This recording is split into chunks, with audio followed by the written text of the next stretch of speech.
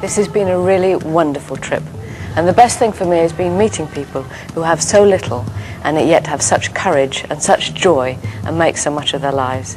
Like the Rice women, who were such fun, or the youth at the Queen's Well who decided just to renovate the well out of respect. So the finest thing for me about this whole experience has been that one need give very little to make an enormous difference.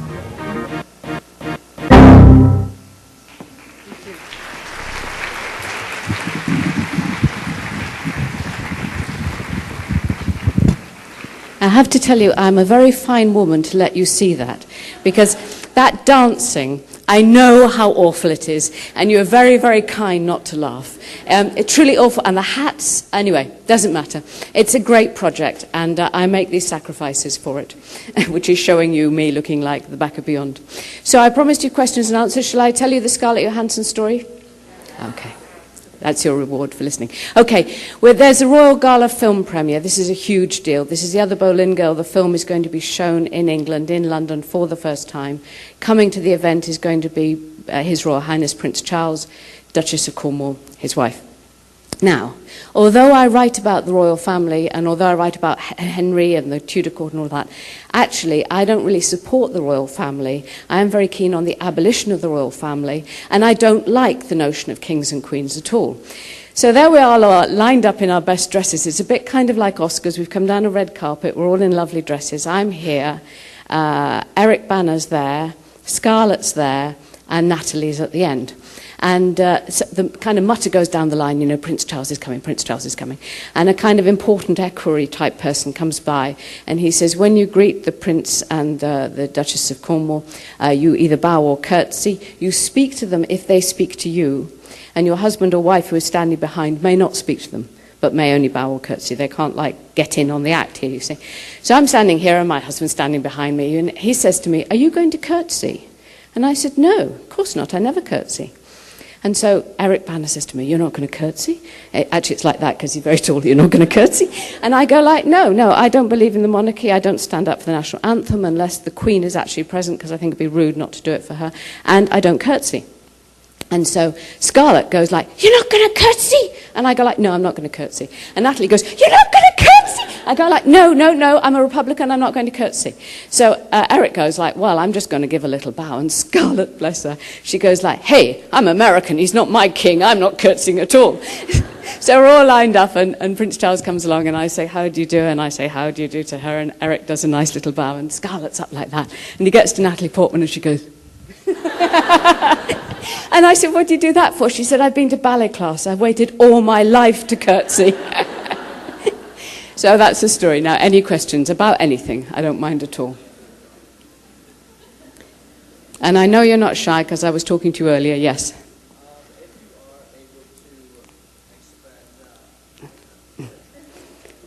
It's on?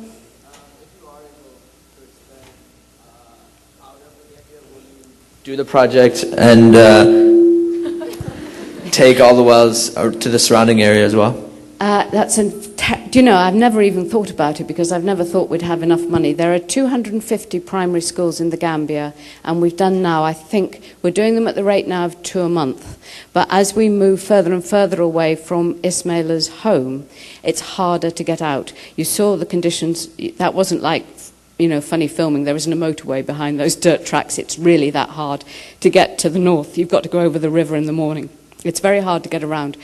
I would be absolutely fulfilled if we could do every primary school in the Gambia, and then I imagine there would be women's groups that would want to go out to as well. I'd have no objection to go beyond the Gambia, but one of the things that makes the system work so well is that it's Ismaila and it's me. So we'd have to find another partner in another country who is absolutely trustworthy, because at the moment basically the accounting system is I send the money, and then every few years I go and count the wells, and if they match, we're in business, you know, we're doing good work. So I wouldn't have any objection. I mean, there's poverty. The poverty in Africa is phenomenal.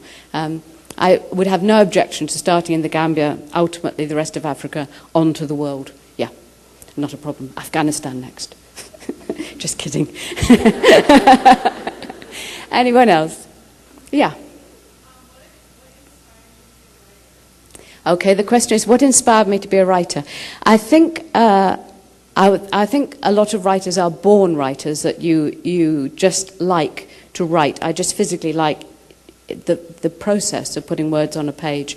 And, you know, as you can tell, if anything happens to me, I kind of turn it into a story. It makes a story for me. That's how I think. Why I became a published writer was I wanted to be a historian. I did my BA at my bachelor's degree at the University of Sussex, and then I did my PhD at the University of Edinburgh. And what I really wanted to be was a historian teaching history in a university. But by the time I qualified, it did feel like it took forever. It was only 4 years. There were no jobs, there were no posts available. And while I was applying for jobs and getting letters of rejection back, I wrote my first novel. And my first novel was called Wideacre. It was hugely successful. And I kind of woke up one morning and went, oh, well, I'll do that then. And, you know, I've been doing that ever since. So those of you who do, like, really good career planning, I really recommend it. But I have to say, for me, I just did wake up one morning and went, like, now I seem to be a writer, so I'll just carry on doing that. It's such a great job, you know, it's not a problem, really. It's not like waking up and finding you were kind of, I don't know, cleaning toilets or something. It's all right. Any other questions? Yes? My favourite word and why? Esophagus. The O-E-S, and then another O. I mean, not too hard to spell. I feel like, you know, we don't have spelling bees, but I know you do. I just really want to do esophagus now. I'm pretty keen on esophagus. I was in a Washington Literary Festival recently, and for the first time ever, I had a signer, you know, doing sign language for the deaf up on stage. I was so thrilled by this. I've never had that before. So I went up and I said, this afternoon's talk is going to be about transubstantiation. She's going...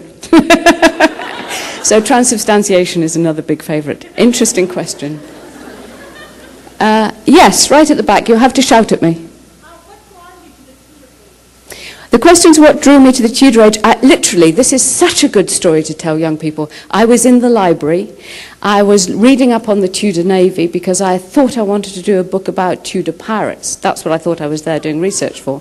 And I came across an account of Henry VIII launching a ship, and the name of the ship was Mary Boleyn. And I knew so little about the Boleyn family that I went, well, that's got to be wrong, because I've heard of Anne Boleyn, I haven't heard of Mary Boleyn. Therefore, thinks I, ignorantly, she can't exist. Well, fortunately, I was in the library, so I didn't have very far to reach, and I just stretched out, got down a history book, looked in the back under B for Boleyn, and there is Mary. And the only reason she's in there is because when Henry VIII was getting clearance to marry Anne Boleyn, he had to apply to the Pope for permission to marry Anne, although he had been sleeping with her sister. So that's where the historians put Mary, which is an absolute tiny footnote. Nobody, until I came to read that footnote, went as I did. It's, you know, Anne Boleyn's sister? He was sleeping with Anne Boleyn's sister, and then Anne comes home from France and takes her sister's boyfriend. This is a fantastic story. How is it nobody realised this is a fantastic story? And actually, I was in the library, and I went like you do in exams, you know, I went like that. I don't want anybody knowing this but me. And I used to go out to like talk to readers' groups, and people would say, you know, what are you working on at the moment? And I would say, I'm stuck. And they would go like, oh no, what a pity. And I had this fantastic novel that was going so well, and the characters were so brilliant. It was the story of Mary Boleyn, and nobody knew about Mary Boleyn but me. And I went like, I'm not going to say a word of it until it's ready for publication, because I was frightened somebody would steal her from me. And in the end, I won, I got the book out, and then it became the fabulous film. So it was a good day's work in the library. Let this be a lesson to you all. Thank you. No, really. You've got to be lying.